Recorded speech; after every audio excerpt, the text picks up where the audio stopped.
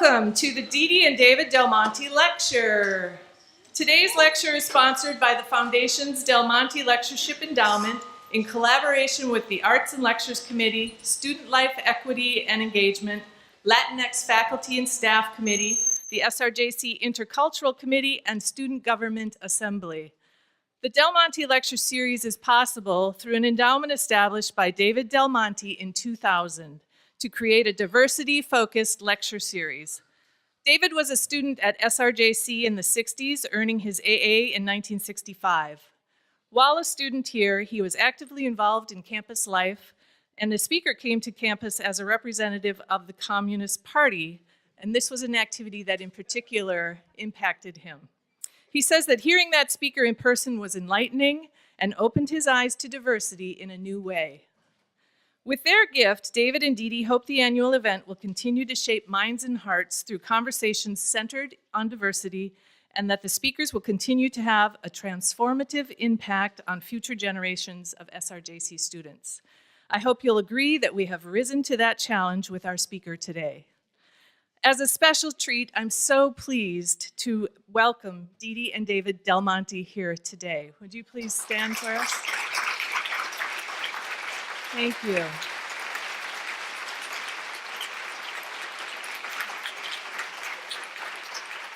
It's truly such a pleasure to meet you and have you here. We also have our Board of Trustees President, Jordan Burns, Trustees Maggie Fishman, and Mariana Martinez. If you're here, please raise your hand somewhere. And all of you here today, you are our special honored guests. Thank you for coming. And now I'd like to bring up our own President and Superintendent, Dr. Frank Chong, who will introduce our esteemed guest speaker and lead us in a dialogue with her today. Please join me in welcoming Dr. Frank Chong.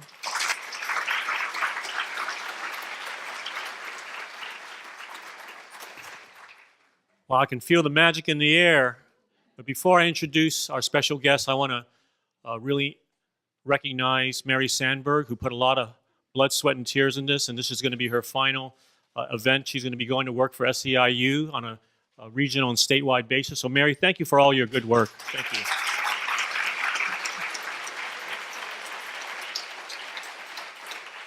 And now to introduce our special guest. Dolores Huerta is the founder and president of the Dolores Huerta Foundation. She co-founded the United Farm Workers of America with Cesar Chavez. Dolores is a civil rights activist and a community organizer. She's worked for the labor rights and social justice movement for over 50 years. In 1962, she and Cesar Chavez founded the United Farm Workers Union.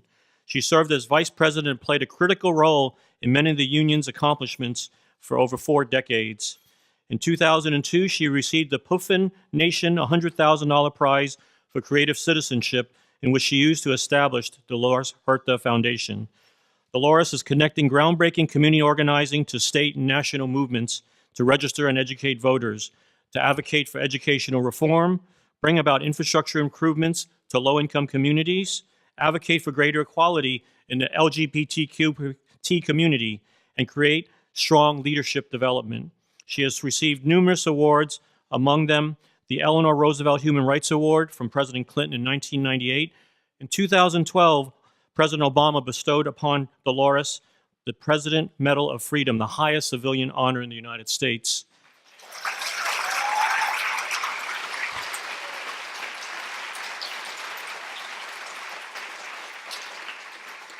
More recently, on her birthday, Gavin Newsom declared Dolores Huerta Day in the state of California.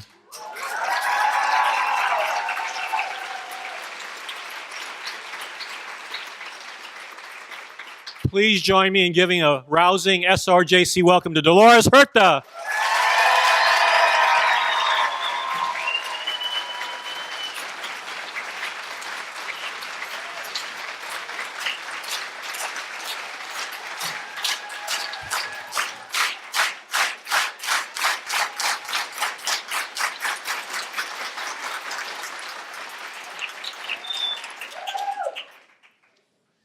Thank you very much. I want to thank everyone that was responsible for bringing me here today for this lecture.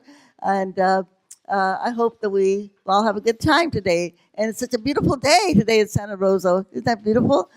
So I know in today's world we have so many issues that are confronting us. And I think sometimes we think, okay, it's kind of overwhelming. And where do we begin? Where do we start? But I think one of the things that we can do is see how much we can contribute to each and every one of the issues that we are confronted with. I know we're going into Earth Day week, and we know that this is very important. And it was really interesting because, Caesar Chavez was very, very concerned about the world, about materialism. He really followed all of Gandhi's philosophies and tried to copy Gandhi as much as he could. If you wondered why did he do all of those long marches, Gandhi, right? Why did he do the fast that he did? Gandhi. Why did he, when we were with the United Farm Workers, he really made it a policy that everyone in the organization received the same amount of recompense for their work. Everybody equally, even Caesar himself, which at that time was only, it started with $5 a week, then it went to $10 a week. But he was very much against the whole idea of materialism. And we know that materialism, as we practice it in the Western culture, really contributes, I think, to the pollution of the world. So it's something that we always have to be cognizant. And of course, in the United Farm Workers, because we didn't have any money, we didn't have a lot of stuff, And I think that's one of the things I think that we have to question about our system that we live in, our capitalistic system, is that we always want to live better. As Evo Morales, the president of Bolivia, said once, when you think of the Native American, the indigenous culture, people just want to live well. You want to live well. When we think of the Western culture, the European culture, people always want to live better and better and better. So you can never catch up because you're never satisfied. And so as a result of that, we always have so much stuff. And our system, when we are identified not as citizens, we're identified as consumers. And we have to change that concept so that we can think, oh no, we are human beings and we are citizens and residents of this country. We are not consumers. We are not born to make other people wealthy. We are not born to make other people wealthy. And we accumulate so much stuff that people have to have yard sales to get rid of it. Or you have to get a storage shed to put your stuff away. And you have never seen a hearse at a funeral with a U-Haul attached to the end of it. So, again, as Gandhi said, we have to live simply so that others can simply live. We have to live simply so that others can simply live. And I know that's hard to do because we are bombarded with commercials. And the commercials always kind of make you feel, well, you're not really good enough, strong enough, beautiful enough until you buy whatever they're trying to sell. And one of the great things is when I went to Cuba, and I hope everybody, if you haven't been to Cuba, please go to Cuba. Try to make it over there because you find a culture that is so different. You find a culture, number one, I guess the thing that really hit me really hard, no commercials. No commercials. When they have these big billboards in Cuba, they're about save the water, clean up your community, or they honor the different heroes that they had in the Cuban Revolution. But people in Cuba don't have a lot of stuff. Paper is a luxury in Cuba. But what do they have that we don't have? Healthcare, free healthcare for every citizen in Cuba. What else do they have? Free education. Everybody could go to college in Cuba. You don't have to have a lot of money. And also, you can buy a home in Cuba, a poor home, of course, with only 10% of your income, whatever it is, to buy a home. So people, and the other thing that they have, of course, people in our country that have a lot of money, they can also afford to go to operas and symphonies and plays. But in Cuba, it's free. The culture is free. So they have culture, they have healthcare, they have free education, but they don't have money. And when we think about that, we think, why is it that this tiny country, and I'm going to use the S word, socialist, this little tiny socialist country can have all of these benefits and these rights for people in Cuba when they have an economic boycott by the United States of America. And here, we in the United States of America, the richest country in the world, the richest country in the world, we could not have this for our citizens. So I think that that is the one challenge that we have, is we are working on all of these other issues of the environment, of racism, of sexism, homophobia, this bigotry, to be anti-labor, anti-unions.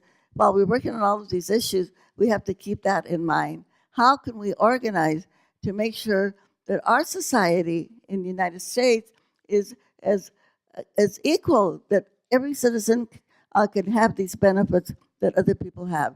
And I guess besides Cuba, you have the other countries in Scandinavia that also have free education and free healthcare for all of their citizens. And we know what the issues are, the income inequality that we have in our society. When we have 1% of the families that control or have 50% of the wealth, people like the Walton family from Walmart. And by the way, I always say to people, don't let your friends shop at Walmart. Why? And you can say, why? I'm sure there's a lot of Walmart shoppers over here looking at me. What? Because they're very anti-union. They're very anti-union. And I don't think we should shop at places that are anti-union or that don't give their workers enough hours so that they can have health benefits, okay? And let me just throw this one in here too, because I'm not sure we're going to cover this when we talk here, but we're coming up on May Day, the 1st of May. So now in the United States, we do not celebrate May Day. In all the countries in Latin America, many countries in Europe, they celebrate May Day. Because why is May Day important? Because that is how we got the 8-hour day, okay? But in the United States, they don't celebrate May Day, they celebrate Labor Day, which is a whole different concept. And and how many people, I'm just gonna ask a question. How many in the audience know how we got the 8-hour day? Can I see a hand? Okay, I see a few hands. Okay, well, there was a big demonstration in Chicago at the turn of not this century, but before the last century, where people were demonstrating for the 8-hour day. You know what happened to the labor leaders that demonstrated? How we got the 8-hour day? They were executed. They were hung. And so many of the benefits that we get, like weekends, the 8-hour day, Social Security, safety standards, unemployment insurance, workers' compensation, public education. We received all of these benefits from labor unions, labor leaders, people that sacrificed, people that died. So, and I hope that someday we will include labor studies so that every single person will know what labor unions have done for us, okay? And they're not a special interest. Working people are the majority of the people in the United States of America. So unions are not a special interest, so we've got to be sure we can always support labor unions because these are the workers. And I have to add to this, the 5 farm workers that were killed in the United Farm Workers. And why were they killed? Because farm workers were trying to get toilets in the fields. Basic rights, toilets, drinking water, potable, clean drinking water, rest periods, the right to organize, unemployment insurance. And 5 farm workers in California were killed for those basic rights. So And when we think of the work that we have to do, when we have to think of the work that we have to do, especially for our environment coming up and on these other issues, let's all remember the people that fought and that died to get us so many of these basic benefits that we enjoy, that we take for granted, and not realizing where they all came from. So we're going to have a really nice conversation here. And let me add just one more little thing about elections. And I just want to say, I like to quote Coretta Scott King. And Coretta Scott King said, "We will never have peace in the world until women take power."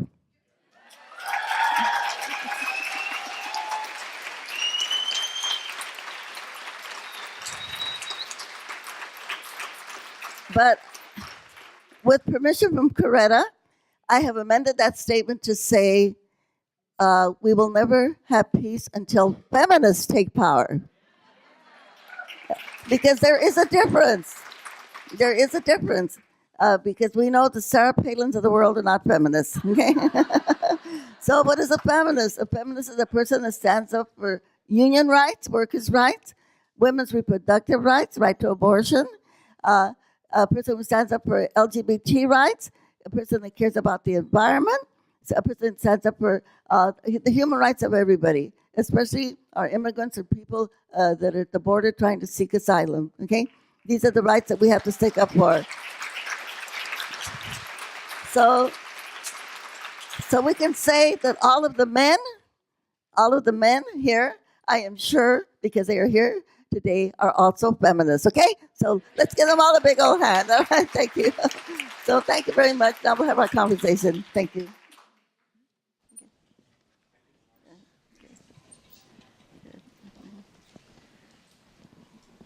Thank you for sharing your words of wisdom with us.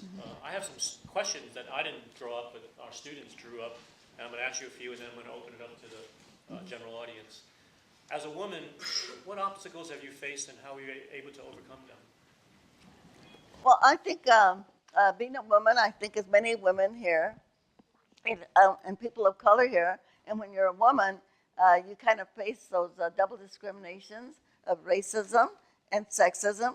And then as you get older, add one more, ageism. So, but I think that the biggest obstacles, generally speaking, would be racism and sexism. But I think the biggest obstacle that we all have as women and also men is just getting the courage to be able to do the activist work that we need to do. And because so often we know what needs to be done, but we inhibit ourselves because we think that we don't have the skills, the capacity to be able to do what needs to be done. And so one of my greatest aha moments, besides learning that when you come together you can make great changes, that I learned from Mr. Fred Ross Sr., who's the one that organized both Cesar and myself and many other people. By the way, I think it's interesting that you might say the godfather of the Chicano movement, Mexican-American movement, was a gringo, an Anglo. And that was Fred Ross Sr. And by the way, there's a book about him if people want to read that book. But he first taught us that you could make changes when people come together. And I like to tell this story because I think it's about myself. Once when we had opened up our office in Stockton, well, a gentleman came and he had suffered a stroke in the fields. He was a farm worker, and he came in, he was crippled on a crutch. And he wanted me to go down and help him apply for welfare. And so I took him down to the local welfare office and wanted to make an application. They wouldn't let us. The woman there at the desk would not let him make an application. So I was distraught. I didn't know what to do. So I went back to the office and I told Fred, they wouldn't let us make an application.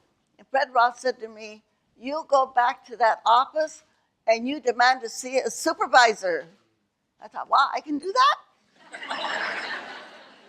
So I took a deep breath and I went back there, and sure enough, the supervisor came out. But the important thing about that moment was he didn't say, "I'm going to go with you." He didn't say, "I'm going to call them and tell them to let you make an application." He said, "You go down there and you do that." And I think that's what it is. It's about finding our own power. And and knowing that we can do that, that we are equal to whatever public official, whatever agency, because they all work for us, right? Yeah.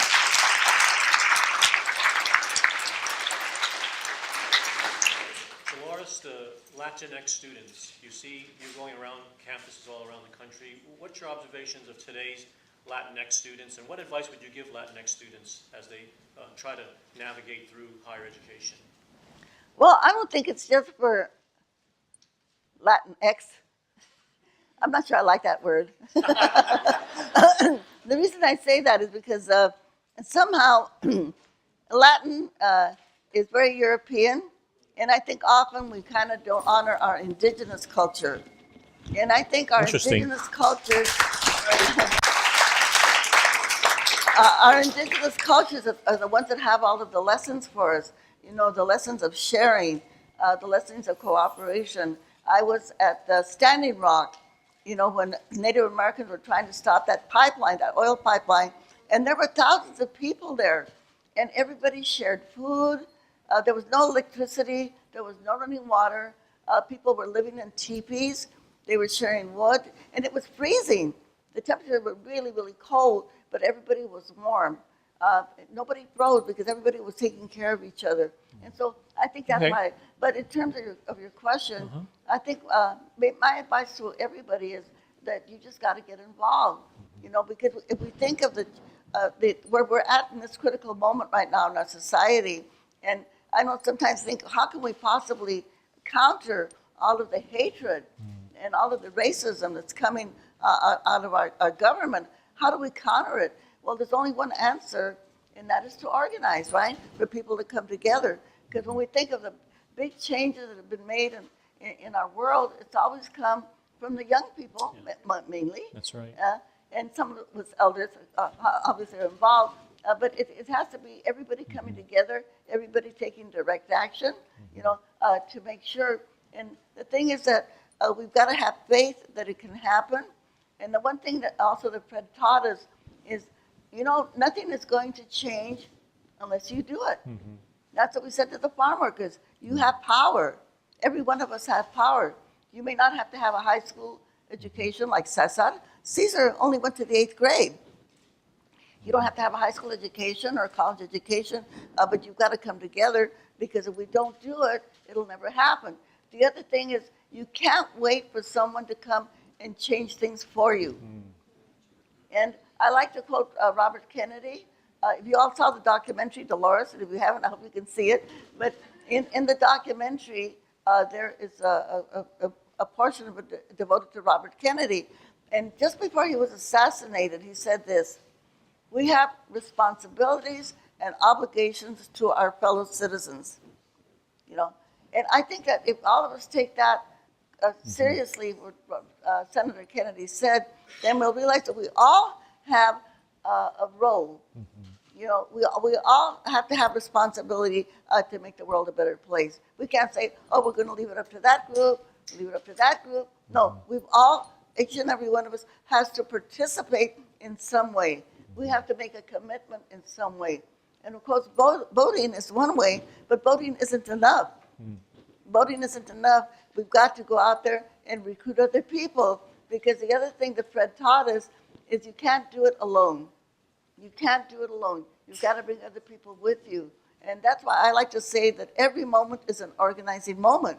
When you're talking to somebody, you know, try to organize them. Tell them about the issues. Tell them about something that's going on. And now, of course, on Facebook and Instagram and all of this, you can find out different things that are happening. So we have to, and how do we do it? We just have to cut out the time. You have to cut out the time to do things. It's not rocket science. We just have to say, okay, I'm not going to, you know, go to that particular party that I was going to go to, or that movie. I'm going to go to this demonstration instead. Great. It takes all of us together. Can you talk a little bit about, there's been a lot of attack on labor unions recently, and where do you see the labor movement going, and what can people in the audience do to strengthen labor? Well, when they attack labor unions, they're basically attacking organizations. And if we just think of our own country, when we see where are the blue states, the more liberal, progressive, okay, say Democrats, okay, I'll say the word. So if we look at the map of the United States, and all of the blue states are on the East Coast and on the West Coast. What do we have? You know, we have labor unions, and in the South, you've got right to work laws, which makes it very difficult for unions to organize. In the Midwest, the same thing. They have these laws to prevent unions from collecting dues from people's paychecks to support the unions. And so it makes a tremendous amount of difference. Organizations make a difference. And that's what a labor union is. It's an organization of workers. That's all that it is. What's your sense about the undocumented students and immigrants now flocking into colleges? What advice would you give them? Well, I think that the Dreamers, by the way, I think that they have really set the bar high for leadership. The fact that so many of them know that they could be deported, but yet they still come out and they identify themselves as undocumented students, and they go out there and they organize. And so I think that we've really got to support them. And I'm happy that the Congress right now is supporting them. But eventually, and I want to say this about immigration too. When we talk about people getting amnesty, you know what? This is what we've always done that in the United States of America. It's always been the policy of every single immigrant group that came here. In fact, you know, back in the 1920s when we had the big surge of immigrants here, people didn't even have to be voters to register to vote or be citizens to vote. You know, and that's all changed now because of voter suppression. But we're way overdue for immigration reform for people to be able to have amnesty. It's way past time. And the other thing, we never ask ourselves, why do people come to the United States in the first place?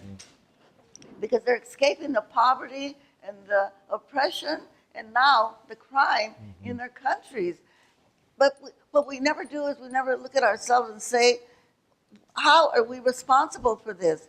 And I like to say the word bananas, okay?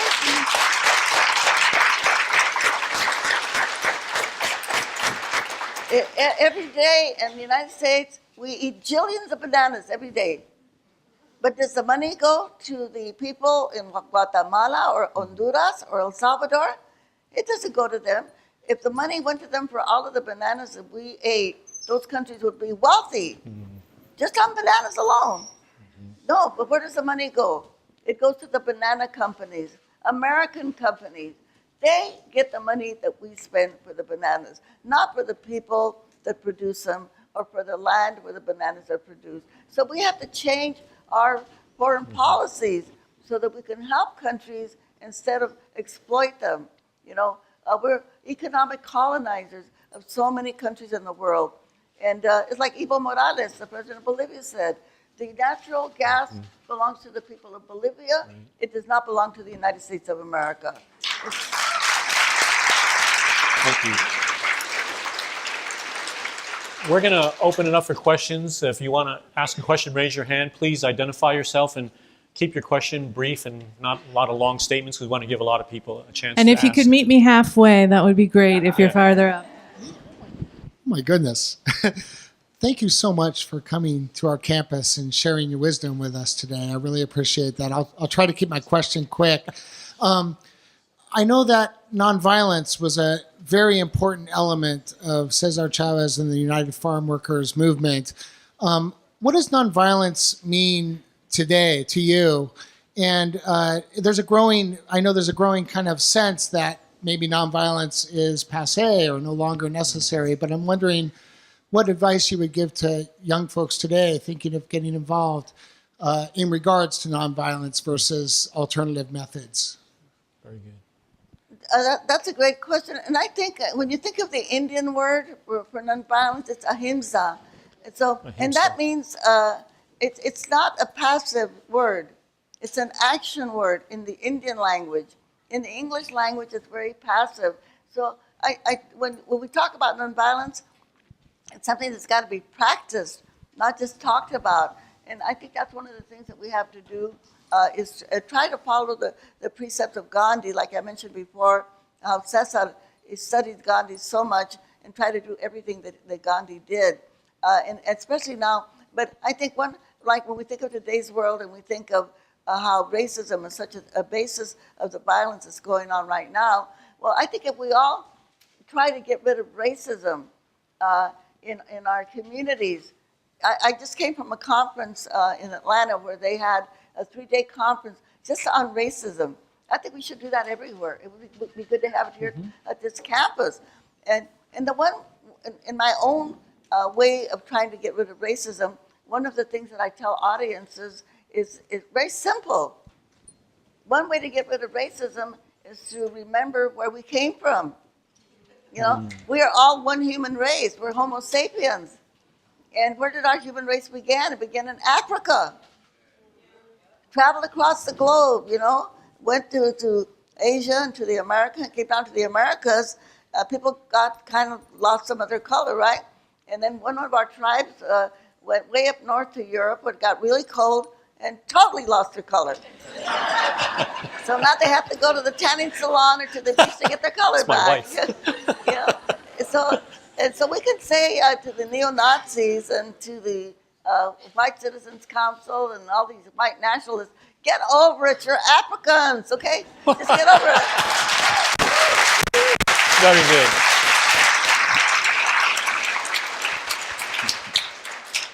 Thank you for coming, Dolores. So you came to my school when I was a student 50 years ago in Southern California. At that time, we lived in a very sharply divided nation. Vietnam War was underway. And honestly, I'm pleasantly surprised that you lived through a time when many people hated you. I'd like to hear what it was like for you to stand up and speak at a time when you were putting your life on the line to do that. And then what advice would you have for us now, those of us who, again, live in a sharply divided nation? Question. Well, I think I'm very fortunate, and I feel very blessed. One of the reasons, you know, I just celebrated my 89th birthday. What?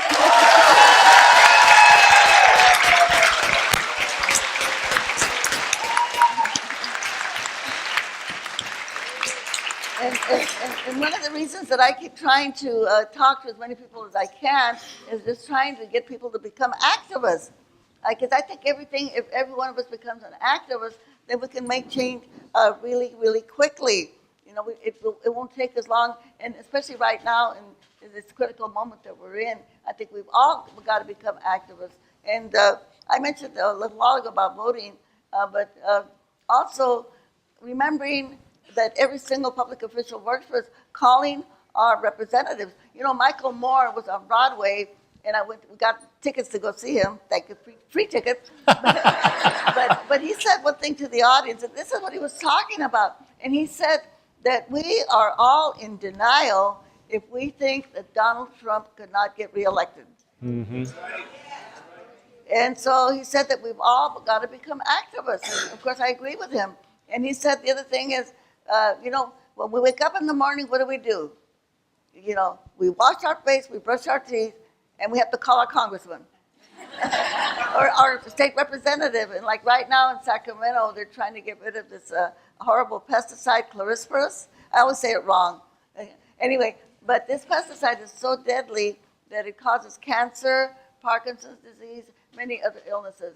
And near Bakersfield, California, last year there were 100 people that were poisoned with that pesticide. And Trump, by the way, took it off of the restricted list. As soon as he got in office, the EPA, they let people use it. So if we can all call our local senator or local assembly person, please get rid of this pesticide. And also Roundup, okay? Mm-hmm. Roundup, I mean, why we're letting Monsanto continue to use Roundup when we know that it also causes cancer. Mm-hmm. So these are the actions that we can take directly, you know, to stop some of these terrible things that are going on, that are happening to our people. Thank you.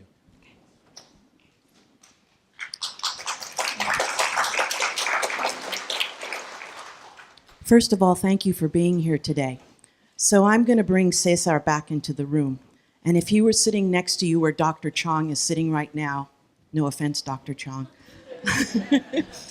what would you be saying to all of us listening if you were having to make a plan right now for how to organize and do what you say we're doing for this exact moment in time with our political system? I'm going to sure I got all that. I think she was talking about if Cesar Chavez was in the room right now having a conversation with you. Is that right? And all of you. What would Cesar be telling the audience? And to start organizing. Start organizing. Yeah. I think the basic thing about organizing is just to remember this. It's not about Wonder Woman. It's about Wonder People. Okay? Yeah. And the great thing about the reason Fred Ross was such a great organizer is because most people don't even know who he is.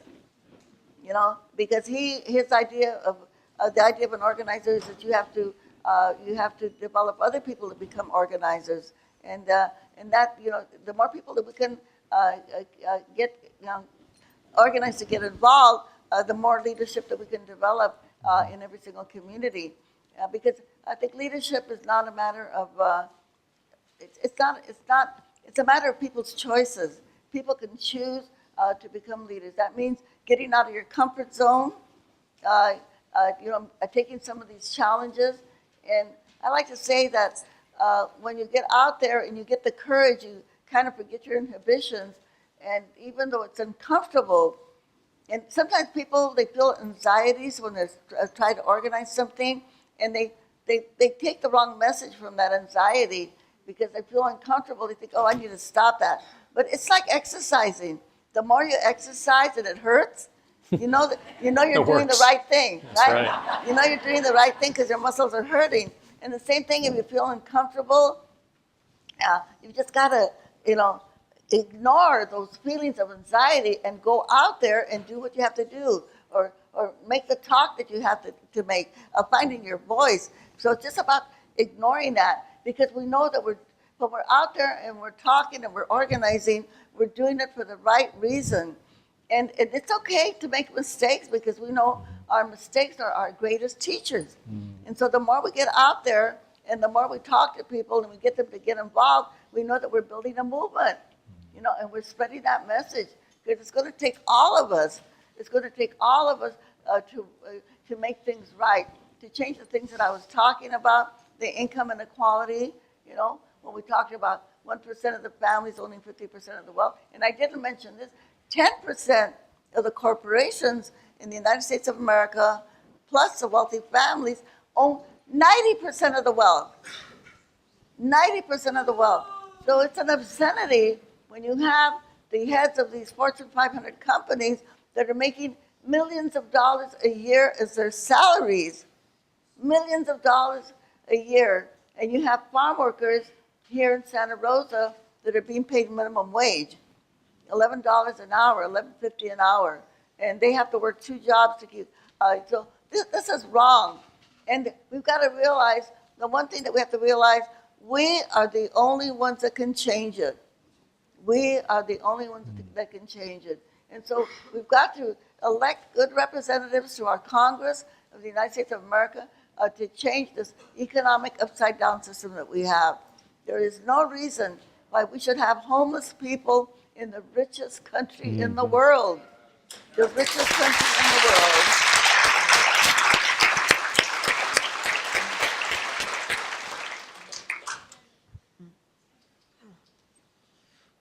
Would it be possible, if people had worked together, that we can either change things the way they are on Earth, or is the planet pretty much gone?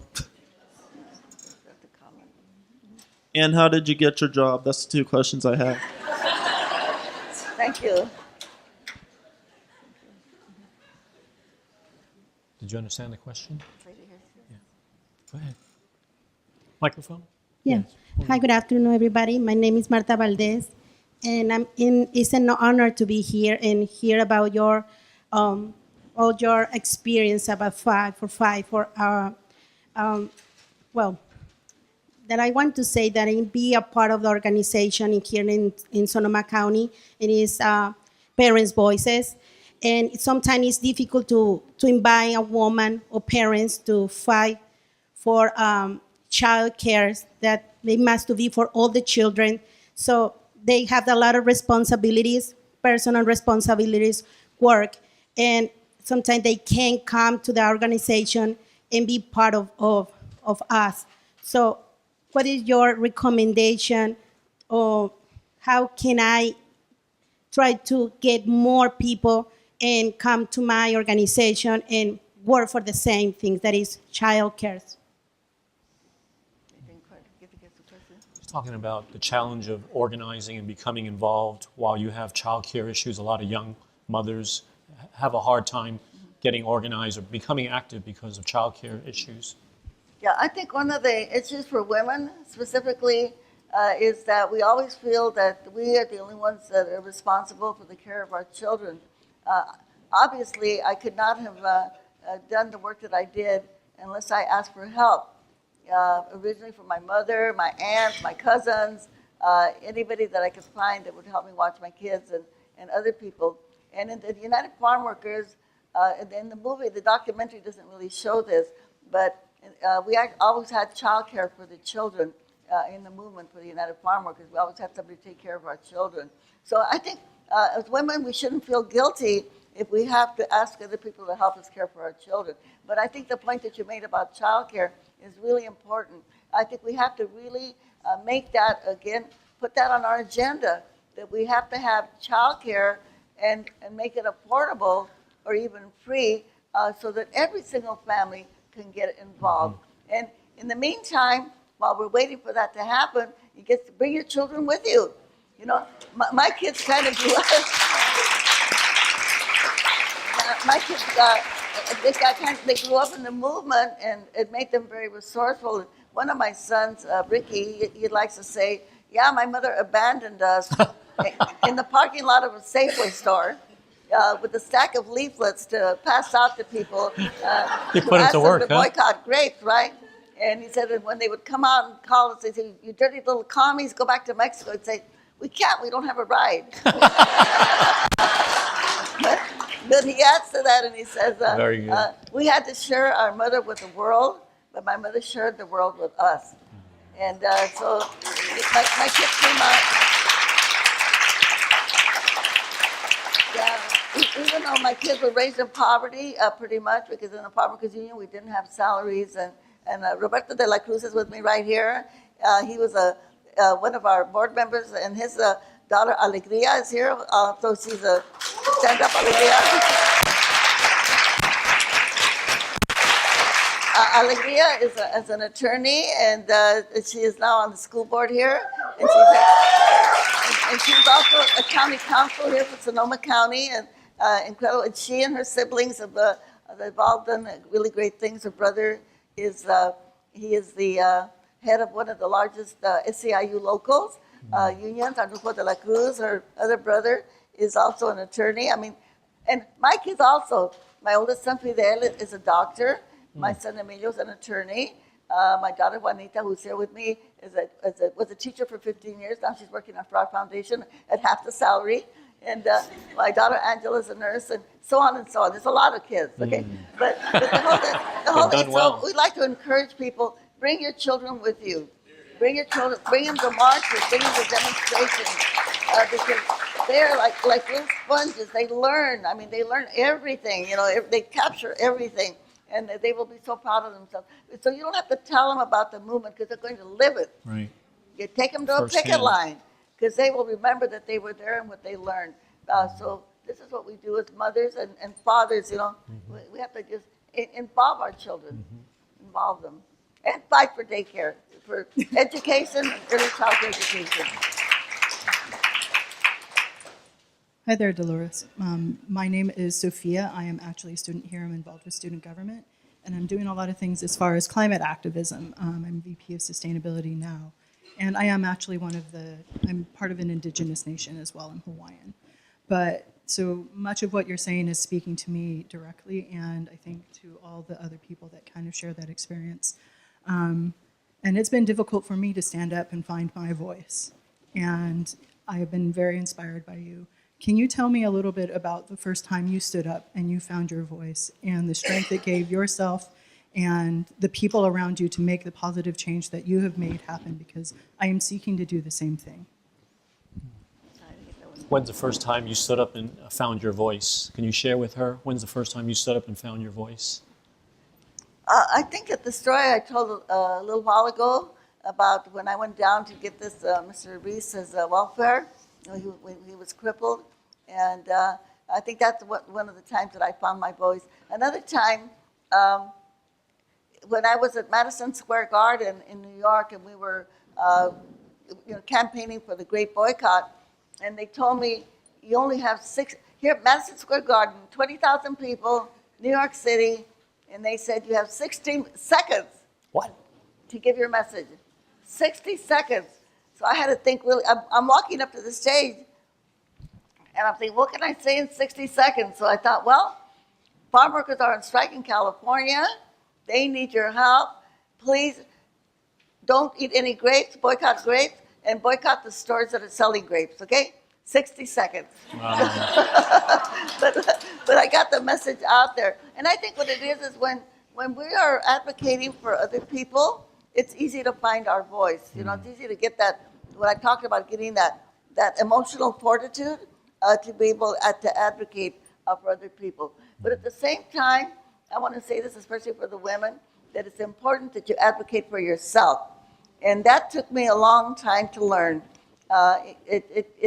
Because often, especially we as women, we are so socialized that we're supposed to be supportive of other people, that we don't think of being supportive of ourselves. You know, that's the way we're socialized. And we've got to change that.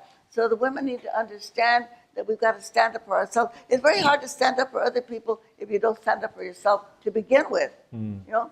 And I like to say to the women too, often when there's an opportunity out there, a job, and we as women think, oh, I may not be as qualified or skilled to take that position. Just do it like the guys do it. Pretend that you know. Learn on the job.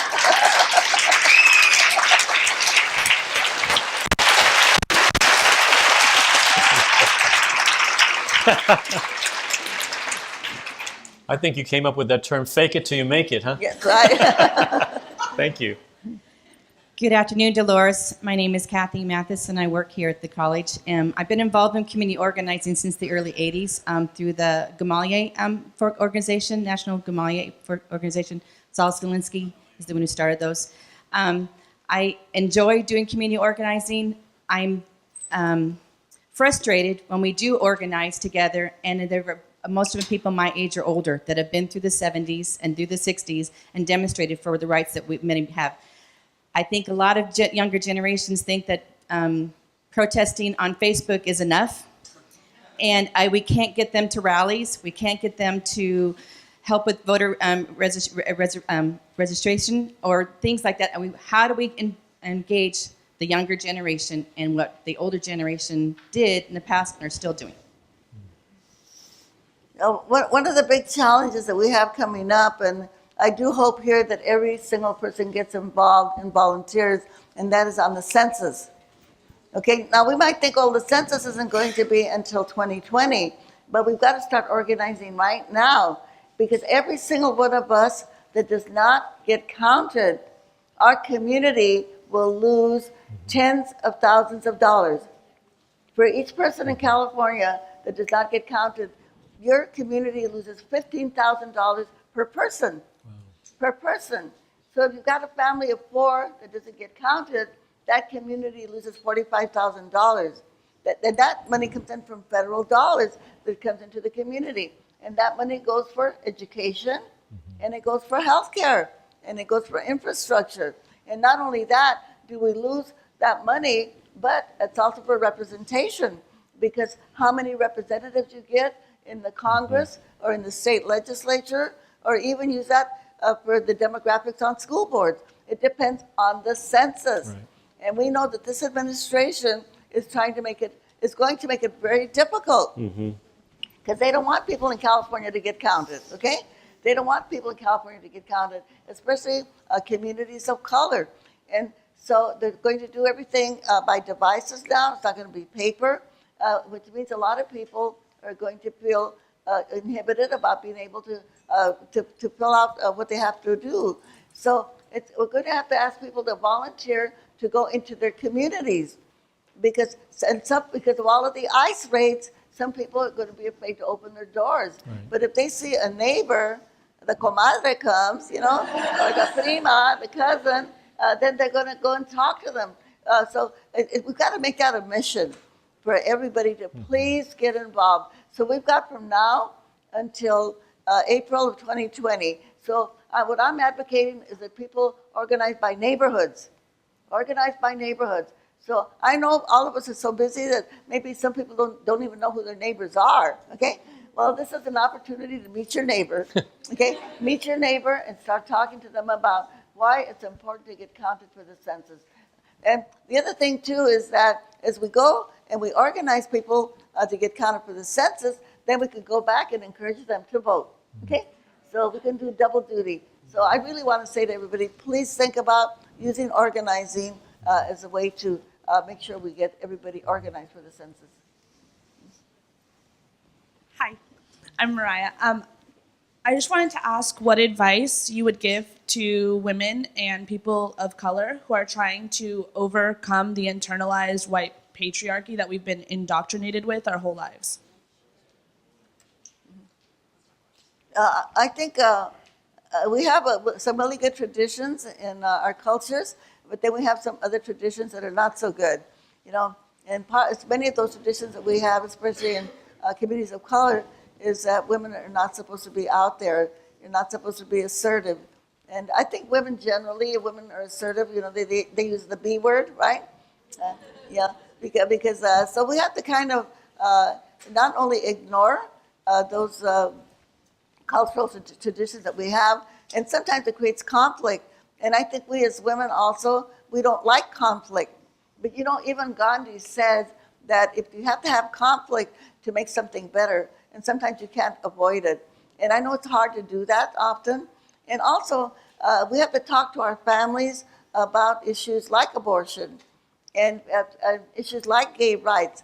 But I always like to use the words of Benito Juarez. For those of you who don't know who Benito Juarez was, he was the indigenous president of Mexico. And he had a great saying, and his saying was, I'll say it in Spanish, el respeto al derecho ajeno es la paz. Respecting other people's rights is peace. So a woman's right to abortion, a woman's right to decide for her own self, for her own body, that is her human right. A person's right, who they want to marry, or who they fall in love with. If that has to be somebody of the same sex, so be it. That is their human right. But because of religion, you know, unfortunately, we have still many, many families and people that are not enlightened on those two issues. So again, being an organizer is talking to people. And I say, bring up the conversation, even if it's difficult. Because we have to think of ourselves as educators, each one of us. Let's educate people. We got to erase the hate in the world. We got to erase the hatred, you know. And that's one of the ways that we can do it is by bringing up these issues that are uncomfortable, okay? But we have to make it happen. We have to make it happen. Thank you. We're going to have one last question, and then we'll close things up and have maybe some final words. Hi, Dolores. Bienvenida. Welcome. I just want to say thank you so much for being here today and for all the information that you have shared. I brought my parents with me today because several years ago, my father's aunt was very active in your movement, and she was a great supporter of your movements. One of his cousins passed away during a strawberry field during farm labor, and a plane came over, and he didn't make it out of the field. Of course, there's hearing loss and deafness in the family, and we don't know for sure if that member of the family just didn't hear the signal, didn't clear, and he passed away. My great aunt became very, very active and a huge supporter of your movements, and so your name in the Aguayo family really resonates. Your timing here is perfect because I'm also studying in the master's degree program to become a counselor, and this week we are covering the feminist theory. And I saw your documentary last week, and I was very inspired by you, very inspired by what I saw, and very empowered. I know that my mother and I have both been very active in the Mexican American National Association. We actually set up the first chapter here in Sonoma County. And we have met at conferences, national conferences, with you there as well. And we admire all the work that you do, and we're so inspired by that. So my question to you is, as somebody who's studying feminist theory, getting ready to choose which direction to go, what advice would you give to somebody who is inspired by that kind of a therapy? I guess my answer is kind of the same one that I've said before, is just that, all of us have to become organizers, and you have a great legacy. And I just want to say also with what you just mentioned about your family and the family passing away, but they have left a legacy behind. And that's what I like to say to people too. When you think about the legacy that you want to leave your children, have it be one of justice. I mean, sometimes people think, well, we've got to leave property, we've got to leave jewels, and some kind of physical goods for our children. Well, don't do it, because they'll just fight over it, okay? And then they'll hate each other. So it's better to leave a legacy of justice. I mean, Cesar Chavez, when he died, his annual income was $6,500. But he left an incredible legacy of justice that his children and his grandchildren still promote. And I think if all of us can think about that again, of this anti-materialism issue, then I think that that's a way we can contribute to the world. And just want a couple of quick ending notes is that one of the ways too that we can end racism is to have ethnic studies in our schools, starting from kindergarten.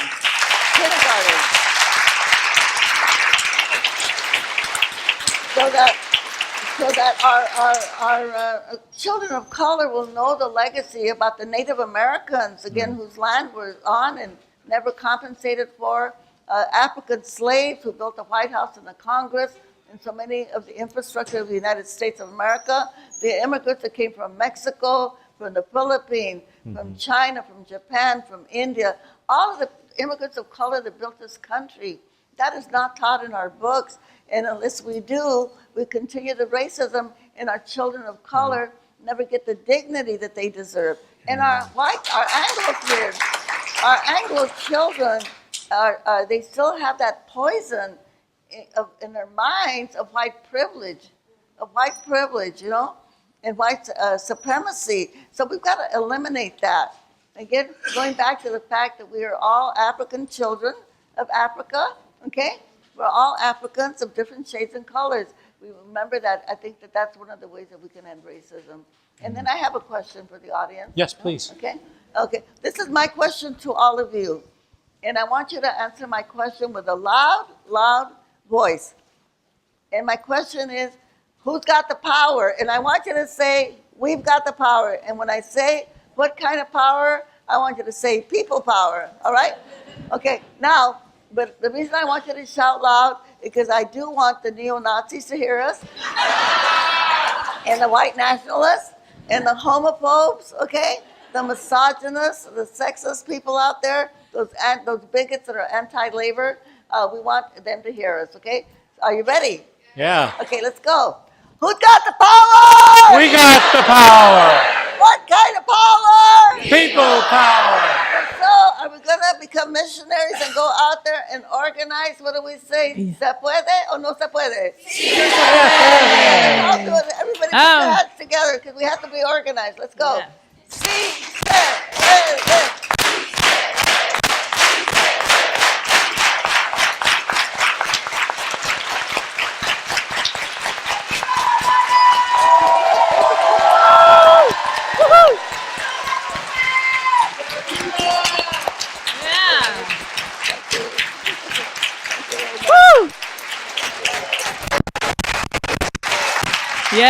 Yes.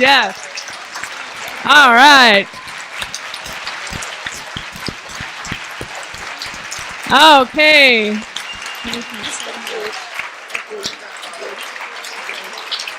Okay. Everyone, I want to thank you so much for coming, and thank you so much to Dolores Huerta for inspiring us today. We are going to take her away for a short eating break, and then there will be a reception over in the Student Activity Center in Bertolini. So about 20 minutes from now, If you would like to meet Dolores over in the Student Activity Center, we will have it set up so that you could get a quick picture with her, maybe a poster, and thank her for coming. Thank you all.